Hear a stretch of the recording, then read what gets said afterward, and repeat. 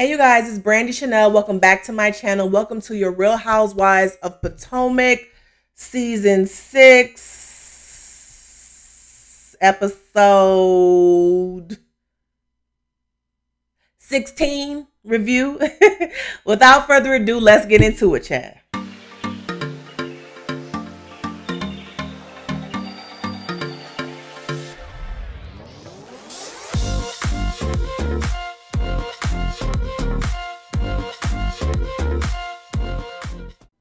Okay, you guys, so let's get into this Real Housewives of Potomac review. So it's the next day. Everyone is getting ready for dinner. We're having seafood again. I don't know why we couldn't have barbecue or soul food or something other than than seafood. I guess because it's the Bay. I don't know. I think when everyone was down in the kitchen and they showed the caterers, kind of getting everything together, I thought that was cute. I thought how they zoomed into the salad. I thought that was really cute. Um, so they're at the table. G gets his food and goes back upstairs. I'm assuming it's really, really cold outside because everyone is with their blankets. I thought Wendy looked great. I thought Ascala looked great. Candace looked cute. Candace gonna give you some jeans and a nice cute shirt. Everyone looked good. Giselle was there with her jeans and tennis shoes, whatever. But anyway, they're at dinner. Ashley asked Eddie about his mom. And I thought that was kind of like off. Maybe maybe she felt like, okay, let's make conversation. But he says that she has called. She doesn't ask about the kids or Wendy. She asks about the family. So I guess it's the same. I don't know. But he says, they call, the door is not open, but it's cracked. I don't blame him, okay? So G comes down and Giselle is asking him, does he think he owed Ashley an apology? Like, I don't know who died and made Ashley the queen of apologies, or Giselle the apology whisperer, or because this is like the second season where they've demanded apologies or they demand to give someone an apology. And because Ashley has had 2 children and she's the only mother in the world to lack sleep and to be breastfeeding and all this other stuff, we have to hold her to a higher standard. I don't understand that. I really didn't think what G did. I think it was wrong. I think he should have left her alone. But it wasn't that damn deep. It just wasn't that deep to where I owe you this apology, this gratitude. It wasn't that serious. He starts asking her. She was like, he's asking what happened, what happened. And she's like, on the bus. He was really fucking with her. That was really what he was doing. G was fucking with her because it's like it happened. Move the fuck forward. It wasn't that deep. It was not that deep. It wasn't. Not especially not to an apology, not to this point. So he's like, what happened? And she goes, on the bus, you got Alzheimer's? I had none of y'all on Twitter, talking about, Alzheimer's. She's Alzheimer's shaming. She's old people shaming. And, then Mia, she kind of pipes in at this point and she's like, you can't be doing that because you're dating an older man too. And at the very least, even though I think G is super creepy, at least he don't look his age. Michael looks like the living dead. Like he looked like he got 1 foot in the grave all fucking ready. Okay, so you can't really be talking about that when your man is old as shit. Okay, you can't talk that. Your man is the creepiest and the oldest. Okay, he looks like he's just the dead man walking. I don't know. It's just you can't be sitting up and talking about nobody man. Okay, and I thought it was very inappropriate. So then they go back and forth, and Ashley's like, well, I didn't say that. I'm not an ageist. So then Mia goes, where your husband? Ashley, with my babies. You sure? Bitch. I'll tell you, even though I don't like my Mia, listen, on this channel, we don't like Mia, okay? But I was here for the read, okay? Because you have Ashley. More so than not liking Mia, I really don't like Ashley. I don't like Ashley. I don't like that her and her predator ass husband is still on this show. So I was here for Mia getting her together. However, It's obvious that Mia's been watching this show because she has not met Michael yet. She hasn't met Michael yet. So how do you know what he be up to even ask that question? Not only has Mia been watching this show, she's been watching all the reality television shows, okay? Because that was the same read that OG gave Kristen that one time when she was at OG party and they was going back and forth. And OG asked her, "Where your husband at?" She said, "With my babies." She said, "Are you sure?" See, Mia, you ain't fooling me, but we know you're a reality television junkie, just like we is. Okay, we understand it, honey. We understand it. Y'all, I'm gonna have to take off my glasses because these is getting on my nerve. They broken, so they're getting on my nerves. So I'm gonna have to get them off. Okay, so while all this is going on, Wendy is trying to get Karen into the cake. They're still arguing, and then all of a sudden, Karen comes in with this cake. You can obviously tell that it's Karen, right? And she just pops out of the cake. I thought it was weird. I mean, it was cute, but it was like awkward at the same time. Like, did we really need this? Did we need this? Oh my God, my face is so oily. It's so oily. Anyway, y'all just gonna have to deal with it right now because my glasses broke. But yeah, I thought that was really, it was odd. Like, why are we doing this? Like, whatever. So dinner is done and they go back to the kitchen and Wendy rates herself a 10. And I'm just like, Wendy, I love you. Girl, mean you are here. But no, ma'am. No, ma'am. Your hosting skills is not a 10. I feel like there should have been more activities for the couples to do. There should have been like a pajama night. Like they should have did what Nene did on season 6 or 7 of Real Housewives of Potomac with the pajama party or whatever they had with all the couples. They should have done some couple games. I mean, we should have not had seafood 3 nights in a row. Like that's like, Wendy, you my girl. But I'm gonna let you have this one because this is your first trip and you did host the first couples trip. So I'm gonna let you have it. Okay, so everybody is receiving their invitations from Karen. It's a butterfly / moth. I don't know. Karen is, y'all know when Karen do these invitations, she got to do the most. She has to do the absolute most. Okay, so I was like, okay, Karen, you got it, girl. Okay. So then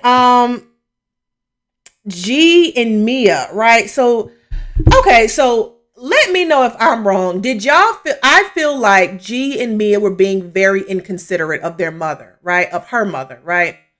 Because I think in Mia's mom's head, when she was watching her kids, she was like, okay, I'm only watching them for 3 days. Okay. Or however many days she was supposed to be on Wendy's trip.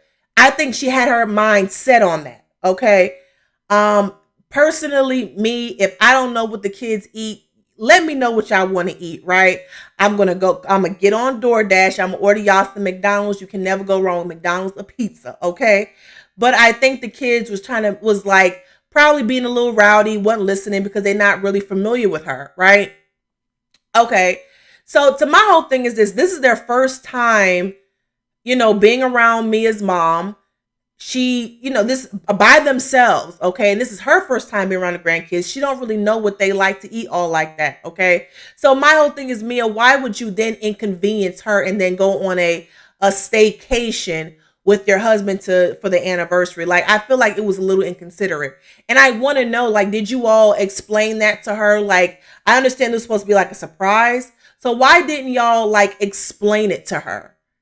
Or why didn't y'all kind of like, okay, we may do this? Or why didn't, if Gordon wanted to surprise Mia, why didn't he then separately take Mia's mom, to the side and be like, hey, we're going to be going for these days, but I'm planning something else. Do you mind watching the kids? Like, or Mia, why didn't you prepare something for the kids? I don't know. I feel like they were very inconsiderate, and then to tell her to figure it out. Like, no, I'm not going to figure it out. These are your kids. I'm doing you the favor, not the other way around. No, I'm not going to go figure it out. You're supposed to let me know what they eat. And I've only been with these kids. These are my first time really being around these kids. So I didn't understand that. I didn't get it. I thought it was really inconsiderate. Like, we know her mama ain't shit, but goddamn, you know your mama ain't shit. Why you leaving with these kids for this damn long? Like, that was an error on Mia's part. I'm sorry. That's how I feel about it. Y'all let me know down in the comments how y'all feel. So when they got back, Mia and Gordon got into it. And, Gordon says that he doesn't want Mia's mom around the kids no more. And I'm just like, well, y'all should have thought about all of that before y'all. Like, this is literally her first time around your children. Like, why would y'all have her around your children for that long? Like, you need to baby step her. Like, you need to babysit her. And I feel like, with her oldest daughter's kids, whoever she babysits, she knows them kids. Them kids know her. So she knows how to manage them kids. She don't know how to manage Mia's kids. Mia's kids probably bougie. They probably eating organic apples or vegan French fries or some shit like that. Like, she don't know that shit. She don't know how to cook it like that. So I thought it was very inconsiderate of Mia and of Gordon. So Giselle and her daughters are picking up plants for Giselle's house. I thought this was a great conversation for Giselle and her kids to have. I feel like Giselle. I'm glad that Giselle is not teaching her daughters, cater to your man, like Miss Wanda was doing to Tish, cater to your man, and she's telling him that, despite the fact that I have not been a good example, or me and your father has been a good example, I will try harder. And they're kind of like, okay, well, it's like 50 years of struggle. 50 years of struggle. Like, that was hilarious to me. They call that woman a vampire. I said, Giselle's children stay reading her the fuck down. But it was a good conversation to let them know, listen, like, don't depend solely on a man. And one thing about Giselle, and what I will say is, just as much as people give Giselle hell for not being able to keep a man, that don't phase her. So I'm gonna need for everyone to find a new read for her not to be able to keep a man. That goes for Wendy, and that goes for fucking what's the name, Karen. Y'all gonna have to find something else, because Giselle is one woman who is not afraid to be alone. And I think being alone is better than being in a toxic relationship. Being alone don't sound too bad if that's the alternative. Okay, so I commend Giselle for having that open dialogue with her children and being honest, because these kids are in their teens now. Okay, we don't need to baby talk them no fucking more. Okay, keeps it all the way real, because they damn near adults. Okay. Ooh, I didn't mean to do that. Okay, so Ashley is with her psychologist, and she saying that she wants to take her children everywhere, and basically she's saying her and Michael are not getting in anymore. I mean, I don't know what's the complaint about. You got your two kids, you don't need to fuck him no more. Let him go over there to Juan. Let him go over there to Juan. I'm just playing. I'm not gonna do Juan like that. But I don't, I really don't care about Ashley and Michael. Okay, because if you're sitting up here asking him, are you feeling you're not really are you out there having sex with someone else? And he tells you no, and you believe that. I mean, you're stupid. You're a dummy, because he's already proven that he's a liar. He's already deceived you once before. So why are you even believing what he's coming out his goddamn mouth? Yes, you damn right. He out there with another woman, okay, or a man. I mean, it don't matter. It's the luck of the draw for his ass. So I mean, it's like, Ashley, like, let's not be stupid.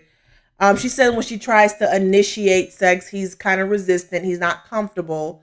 The doctor told her, 6 weeks, and she can have sex, but it's uncomfortable.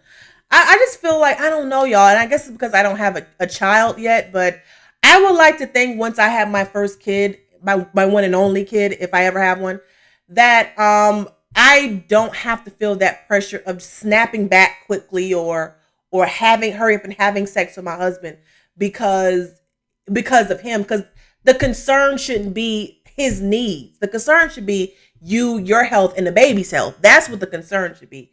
6 weeks is really not that long to hold out. I mean, I'm just not understanding. Like, it's not that hard. Like, I mean, you can still do other stuff. You can do other stuff. So I just don't. I hate. I hope I don't have to feel that pressure.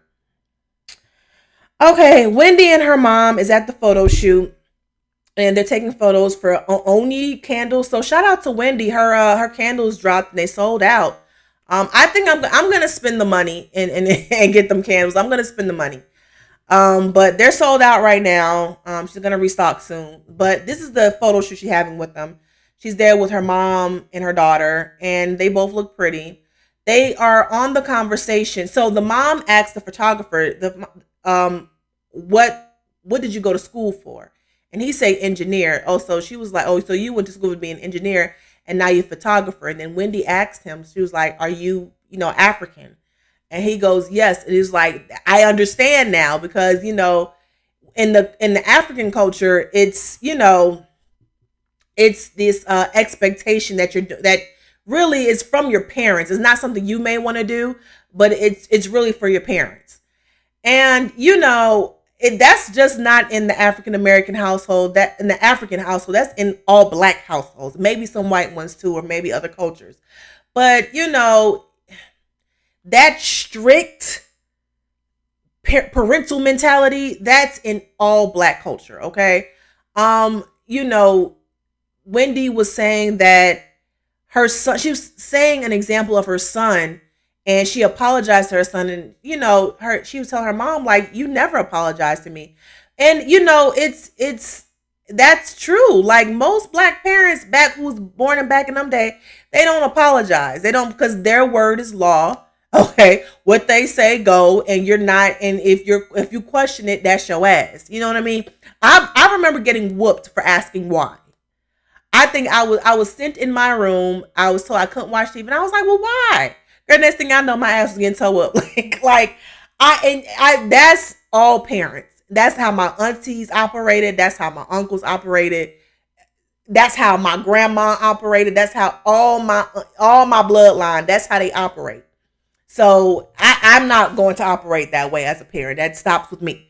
But that's how it was back in those days. So I completely understand what Wendy is coming from. And she's saying basically that, had she have followed her dreams earlier, then her candle line would have came earlier. And, her mom got pissed off and left. I would have been like, okay, well, bye bye. I'll call you later. To me, it's like you're instead of just being able to sit there and take the criticism, you're getting in your feelings. Like, because someone is telling you that you're wrong. Your child is telling you that you were wrong in some things and that you weren't always right, and you're not able to handle that. So that's where I think Wendy was coming from. That's why her mom, got upset. A lot of y'all on Twitter was like, that's why that was the wrong time to talk about it. I'm like, they're just having a conversation between mother and daughter. Wendy is good and grown. Okay? Like, what? What? Like, I don't, like, to me, it's like, y'all, I don't know. I don't know. Maybe I'm just, I don't know. So Michael and Ashley at a hotel. Ashley trying to get it on Michael. Oh. I thought that, like, that hotel looked like something off of Austin Powers. Like, what the fuck is this? This is not romantic. So she does her hair. She get her body together. Her outfit. I thought her outfit was cute. Michael comes and he's all red. He's looking very like on edge. They go to the table. They start eating. They start talking about the trip.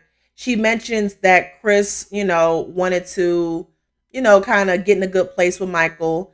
And Michael was like, no, I don't, there's nothing to be in a good place for. Your wife is this, that, and the third. That's why I feel like on the season finale, I'm going to be cussing Chris's ass out. Okay. There is no, if it's what I'm thinking, and I hope I'm wrong, because I really do like Chris's personality. There is no other fucking side when it comes to Michael Darby. And what he has done in the past by being a predator canceled out the other side, dear. Okay, so I feel like I'm gonna have to cuss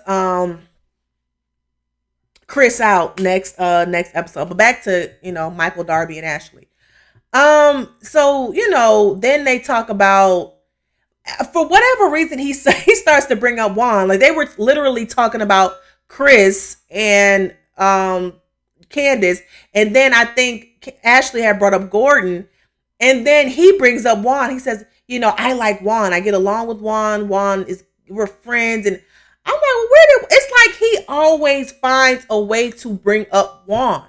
And it was so Bravo was so messy when they did that little flashback of Juan and Michael's relationship. I said Michael is in a relationship with Juan. I think Juan just is unaware of it. That's it. He don't know. Okay. He just think him and Michael cool, but Michael really in a relationship with him. Like I feel like that's what's happening in Michael's head. Okay. So, I think that when he brought up Juan, that kind of was like, Ash was like, oh my God, please stop that shit. Like, cause everybody already think you love Juan. So please stop bringing that up. So then she starts putting a little thing on him, little blindfold. It was just so disgusting. It was disgusting because he was like, I'm uncomfortable. And so they get up and they go in the room. And I guess they getting it on or whatever. But it was disgusting. It was like, ugh, disgusting. So Giselle goes in and talks to her therapist. It wasn't really a whole lot with Giselle and her therapist. I thought her outfit would have been cute if it was some heels, but whatever. She tells him what the daughters said about her being emotionally unavailable.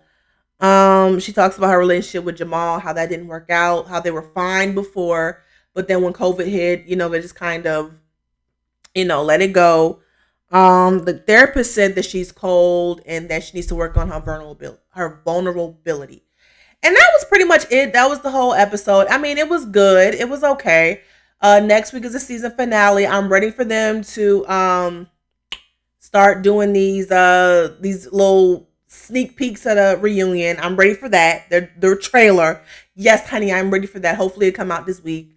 So y'all put down in the comments, do y'all want me to review Portia's show? Y'all want me to review Portia's show?